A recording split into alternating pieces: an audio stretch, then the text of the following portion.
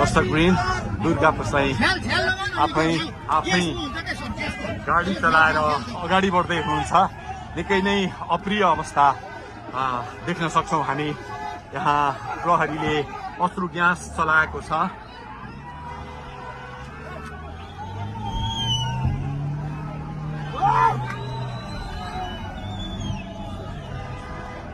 यो तीनकुनेको सडक हो, तीनकुने क्षेत्र हो। उहाँ आफै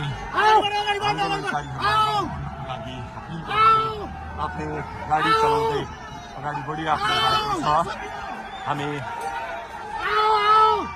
दुर्गा प्रसादसँगै अगाडि बढिरहेका छौँ। यहाँ निकै ठुलो मात्रामा युवाहरूको उपस्थिति देख्न सकिन्छ। ठुलो मात्रामा युवाहरूको उपस्थिति, प्रहरीको बार तोडेर दुर्गा प्रसाई आफै अगाडि बढ्दै हुनुहुन्छ। प्रहरीलाई गाडीले पेलेर दुर्गा प्रसाई अगाडि बढ्दै हुनुहुन्छ। हामी दुर्गा प्रसाईसँगै अगाडि बढ्दैछौँ। जहाँ कसैले रोक्न सक्ने अवस्था छैन। दर्शकले प्रहरीलाई दुर्गा प्रसाई पेलेर अगाडि बढिरहेको भएको छ।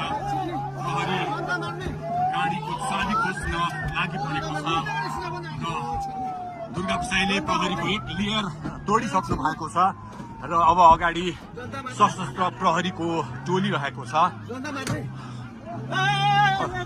उहाँ अगाडि बढिराख्नु भएको छ। यो गाडीमाथि प्रहरीले अन्धाधुन्दा लाठीचार्ज गरिरहेको छ।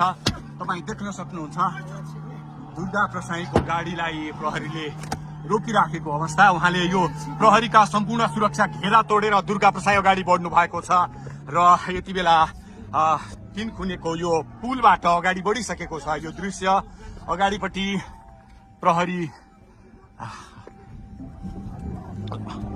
प्रहरीका यी घेरा तोडेर दुर्गा प्रसाई अगाडि बढिराख्नु भएको छ। हामी दृश्य देख्न सक्छौं।